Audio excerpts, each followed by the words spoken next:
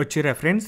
So ఈ survival rules for traders ఏదైతే series ఉందో ఈ సిరీస్లో 6th వీడియో ఇది. ఎవరైతే ప్రీవియస్ వీడియోస్ చూడలేదో, అది కూడా మార్కెట్లో ఉండాలి అనుకునే వాళ్ళు ఎవరైతే ఉంటారో వాళ్ళు ఈ సిరీస్లో 10 వీడియోస్ ఉంటాయి. ఈ 10 కంప్లీట్గా చూడండి. బట్ ఇది 6th వీడియో మాత్రమే. ఇంతకుముందుకు ఒక 5 వీడియోస్ చేసిన, అవి కూడా చూడండి. 1 to 5 వీడియోస్ ఉంటాయి. జస్ట్ ఒక ప్లేలిస్ట్ ఉంటుంది, సర్వైవల్ రూల్స్ ఫర్ ట్రేడర్ అని. సో అందులో ఈ 10 టాపిక్స్ అనేది చేయబోతున్నాను నేను. సో ఈ 10 టాపిక్స్లో ఆల్రెడీ 5 చేసిన, ఇది 6th వీడియో. సో చాలామందికి అడిగిన లాస్ట్ టైం నెక్స్ట్ టాపిక్ ఏంది, దీని మీద డిస్కషన్ చేస్తామని. సో ఈ వీడియోలో కూడా ఎవరు కూడా 100% కరెక్ట్ ఆన్సర్ అయితే ఇవ్వలేదు. ఫైన్. సో ఇవాళ మాట్లాడుకునేది యాక్యురసీ గురించి. యాక్యురసీ అంటే చాలామంది ఎంత యాక్యురసీ ఉంది ఏం లేదని మాట్లాడుకుంటారుగా. చూడండి, 100% యాక్యురసీ కోసం ప్రతి ఒక్కరు ట్రై చేస్తుంటారు మార్కెట్లో. ఇది బిగినర్స్, రిటైలర్స్ ఎవరైతే ఉంటారో వాళ్ళు చేస్తుంటారు. పోనీ వాళ్ళది ఆ ప్రాబ్లం అంటే ప్రాబ్లం వాళ్ళది కాదు.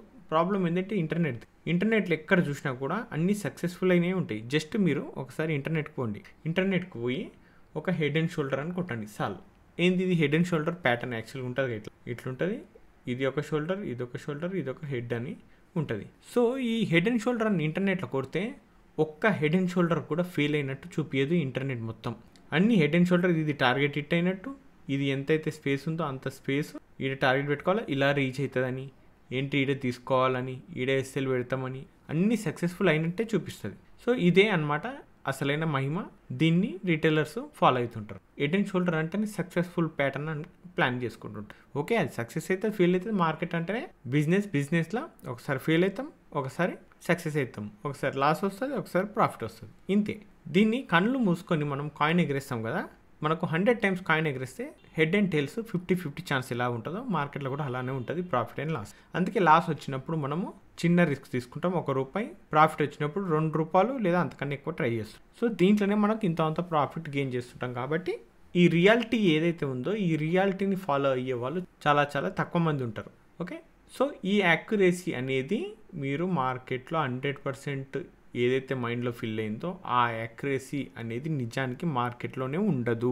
100% యాక్యురసీ అనేది మార్కెట్లోనే కాదు కదా, భూమి మీద ఎక్కడ కూడా ఎగ్జిస్ట్ అయ్యి లేదు. అంటే లేదు అసలు, ఫస్ట్ ఆఫ్ ఆల్. ఓకే, ఉండదు కూడా. దాని గురించి మాట్లాడుకోవచ్చు, మీకు కనబడవచ్చు, అది ఫోటోలో అలా కనబడవచ్చు, ఇంటర్నెట్లో వెబ్సైట్లలో కనబడవచ్చు, యూట్యూబ్లలో కనబడవచ్చు, ఏదైనా టెలిగ్రామ్ గ్రూప్లలో స్క్రీన్ షాట్లను, థంబ్నెయిల్లను ఇలా కనబడవచ్చు తప్ప నిజానికి ఏ ట్రేడర్ కూడా మార్కెట్లో ఉన్నోడు ఎవడైనా సరే, అది ఓకే ఎంత పెద్ద ట్రేడర్ అయినా ఎవరైనా సరే 100% ఉంది అంటే నమ్మకండి. 100% యాక్యురసీ అనేది మైండ్కి వెళ్ళి తీసేయండి ఫస్ట్. ఈ యాక్యురసీ అనేది 100% ఉండదు. మ్యాక్సిమం ఏముంటుందో నేను చెప్తాను. 50%, ఇది 50% మ్యాక్సిమం యాక్యురసీ. అంటే చూడండి, 100 ట్రేడ్లు చేస్తున్నాం మనము అంటే 50 SL లిట్ అయితే అని ముందే మీరు అనుకుంటేనే ట్రేడింగ్లోకి దిగాలి, లేకపోతే దిగొద్దు అనమాట. క్లియర్ కదా?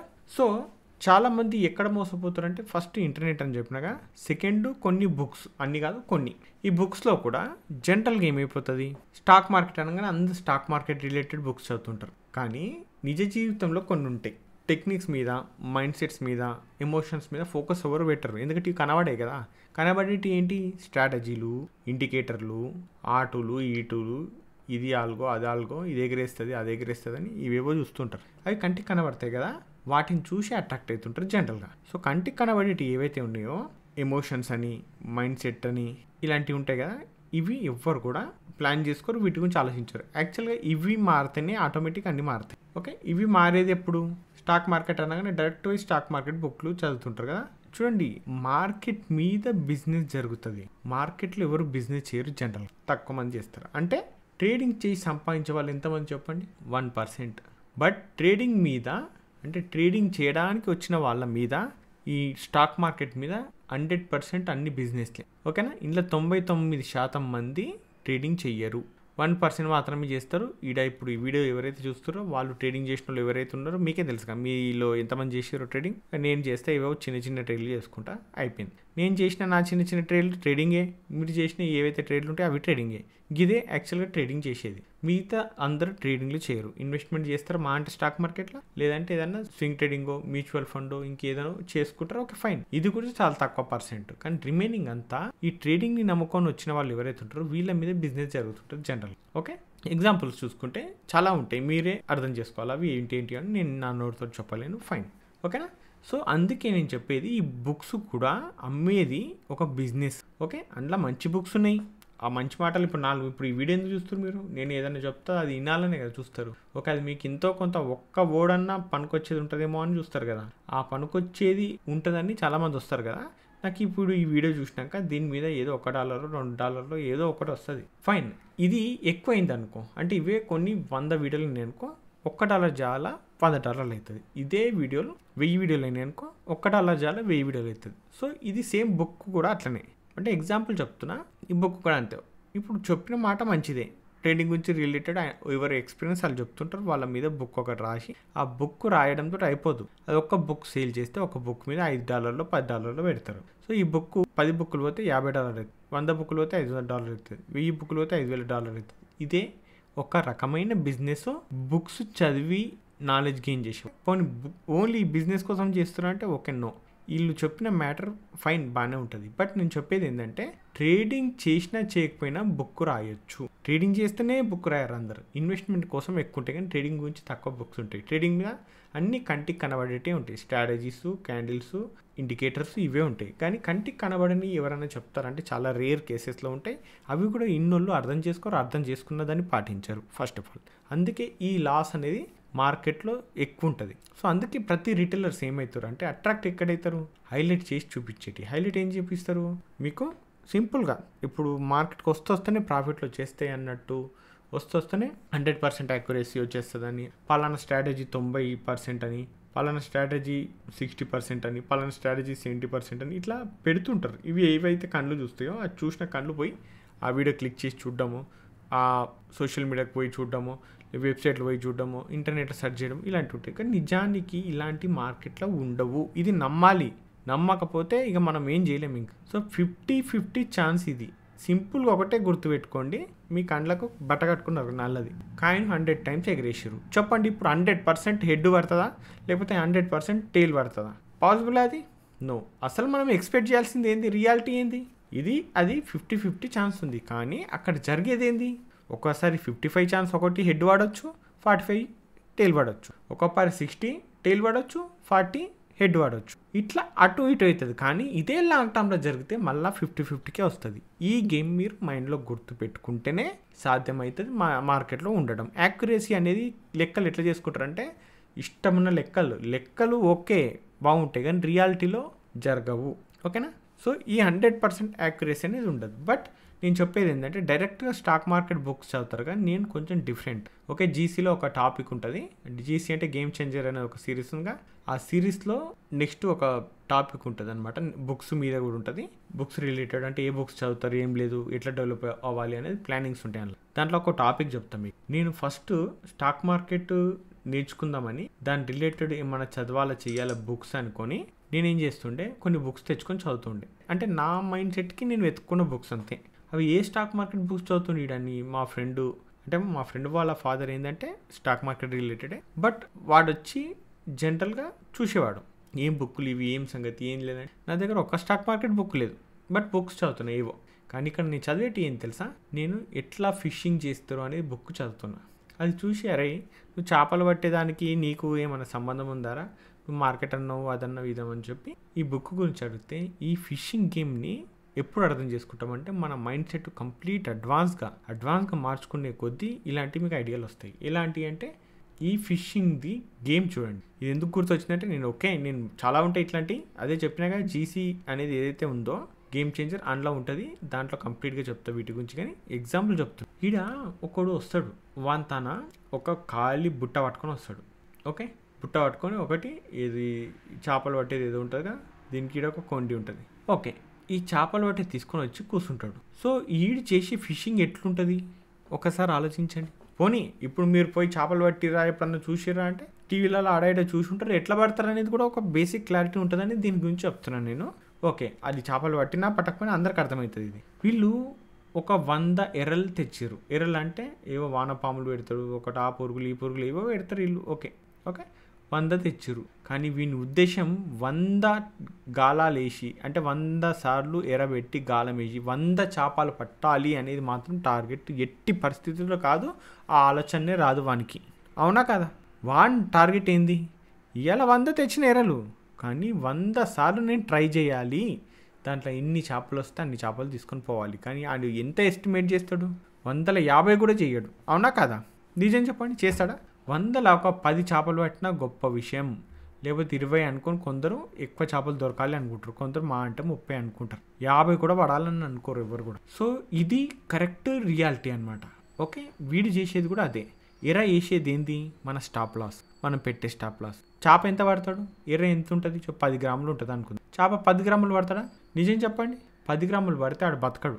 ఓకే, బిజినెస్ జరగదు, లేదంటే మనకి అసలు అక్కడ లెక్కనే సూట్ కాదు మనకి. సో ఇక్కడ చేప అర్ధ కిలో కానీ 1 కిలో కానీ ఉండాలి, అప్పుడే ఆయనకి బెనిఫిట్ ఉంటుంది. అవునా?